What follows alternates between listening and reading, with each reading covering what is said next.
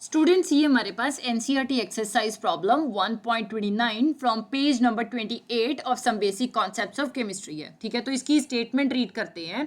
Calculate the molarity of a solution of ethanol in water in which the mole fraction of ethanol is 0.040। ठीक है, आपसे एक solution जो है उसकी मोलैरिटी फाइंड आउट करने के लिए कहा गया है जिसमें कि इथेनॉल इन वाटर जो है सोल्यूशन बन रहा है। मतलब इथेनॉल हमारे पास यहाँ पे सॉल्यूट आ रहा है, राइट, और वाटर जो है वो सॉल्वेंट आ रहा है। और इस केस में आपके पास केवल मोल फ्रैक्शन जो है इथेनॉल की वो गिवन है, दैट इज 0.040। तो हम पहले फॉर्मूला देखेंगे मोलैरिटी का कि हमें मोलैरिटी फाइंड आउट करने के लिए क्या क्या चाहिए। So molarity equal to number of moles of solute. अब सॉल्यूट यहाँ पे क्या है, इथेनॉल है। सो हम इथेनॉल के नंबर ऑफ मोल्स जो है वो फाइंड आउट करेंगे, divided by total volume of solution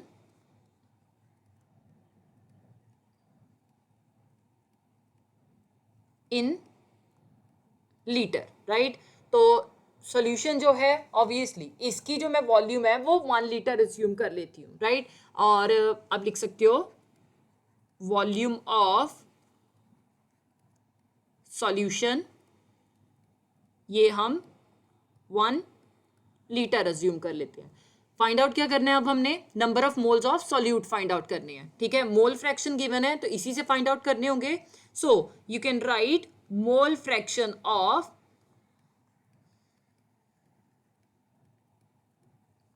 ethanol.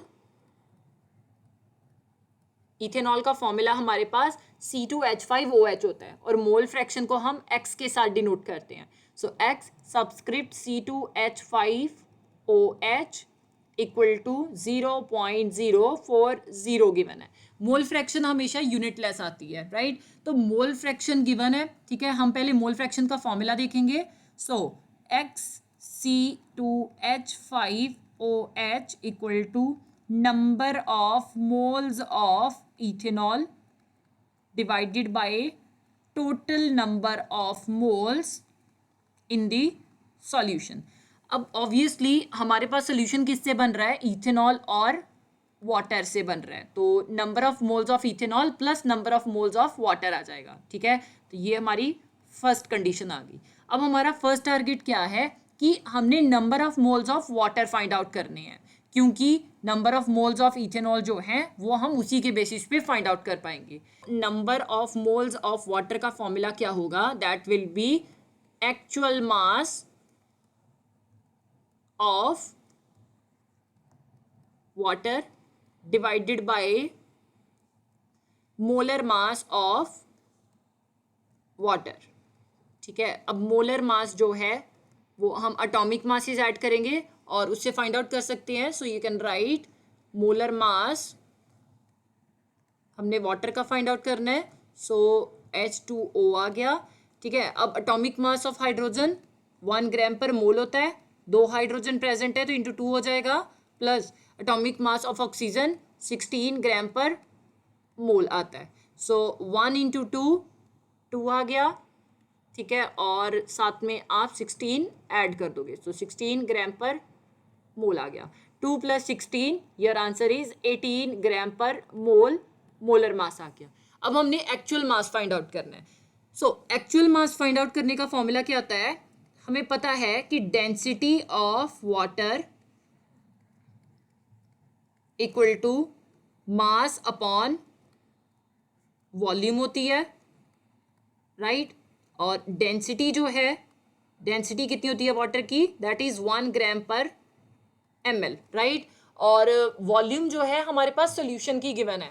ठीक है, सो सॉल्यूशन की वॉल्यूम कितनी है, volume of solution equal to 1 litre है। ठीक है, तो अगर इसे ml में कन्वर्ट करूँ तो ऑब्वियसली 1000 ml हो जाएगी। अब एक चीज आप देख रहे हो कि हमारे पास जो मोल फ्रैक्शन है इथेनॉल की वो बहुत कम है। मोल फ्रैक्शन ऑफ इथेनॉल कितनी है, that is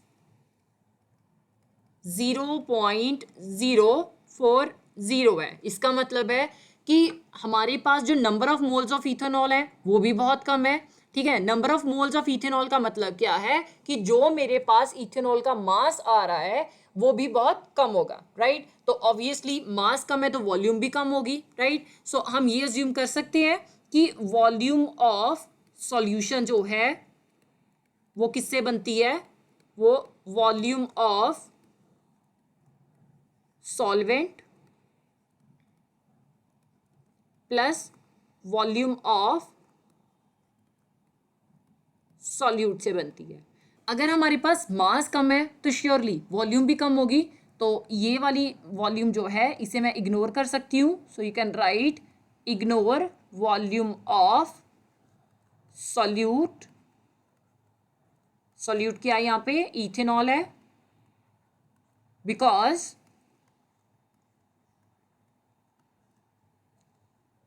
mole fraction of solute is very very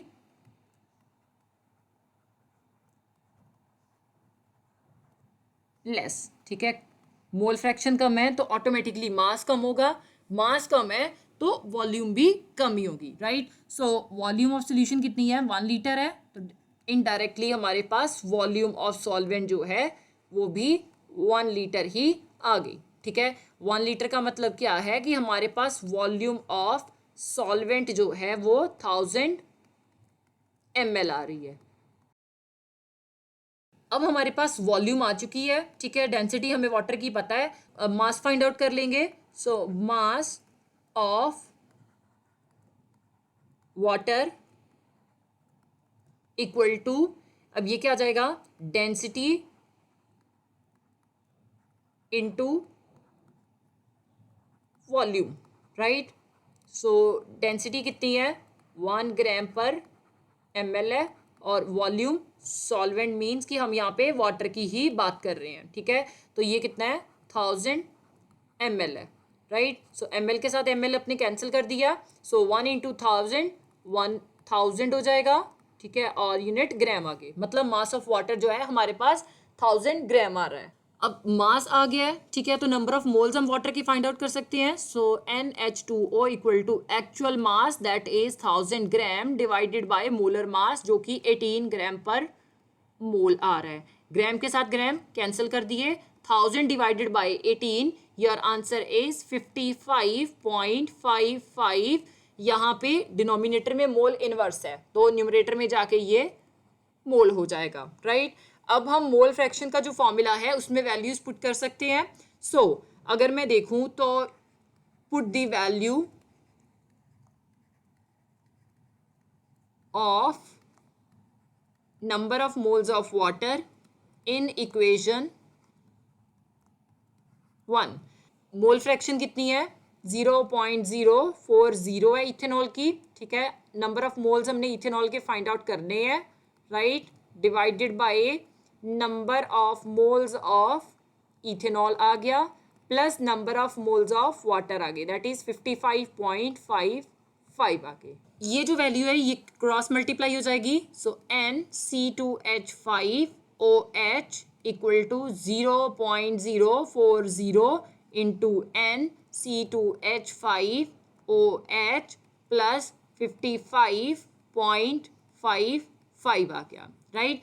so NC2H5OH equal to 0.040 into NC2H5OH 0.040 NC2H5OH आ गया, plus 0.040 into 55.55, your answer is 2.222 आ गया, राइट। अब ये जो वैल्यू है हमारे पास नंबर ऑफ मोल्स की, इसे हम इक्वल टू के लेफ्ट साइड ले जाएंगे। सो NC2H5OH माइनस, क्योंकि यहाँ पे प्लस का है तो दूसरी साइड जाके माइनस का हो जाएगा, माइनस 0.040 NC2H5OH आ गया इक्वल टू 2.222 आ गया। नाउ अगर हम ये देखें तो 1 माइनस 0.040 हो जाएगा, so it will be 0.96 NC2H5OH equal to 2.222 आ गया। So number of moles of ethanol ये हमारे पास कितने आ जाएंगे, it will be 2.222 divided by 0.96, क्योंकि ये वैल्यू यहाँ पे मल्टीप्लीकेशन में, जब इक्वल टू के राइट साइड जाएगी तो ये डिवीजन में आ जाएगी।